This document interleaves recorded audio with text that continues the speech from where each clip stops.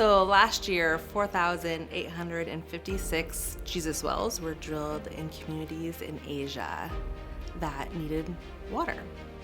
Like there's this lady, Suhana, and she grew up in an area where the only access to water are ponds outside of the village. And so most of her days, are spent walking miles to these ponds. Their village plus surrounding villages would all go to this one pond to give water to their cattle, to get water for their fields. They would bathe in that pond.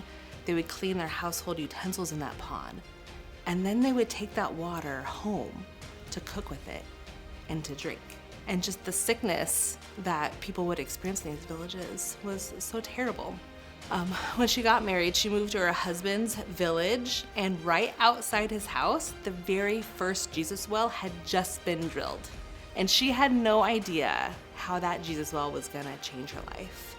And now she has access to clean water, like right at her front door. So she no longer has to make those long trips. She no longer has to go several times a day to get clean water. It's right there.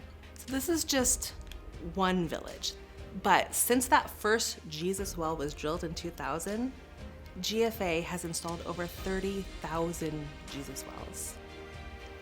And Suhana is just one person, but over 37.5 million people have benefited from GFA's clean water projects over the years.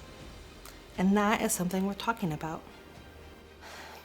I'd like to thank the people who donated to Jesus wells, but especially that first one, because not only was Suhana's life impacted, but her children and their village and the villages around them.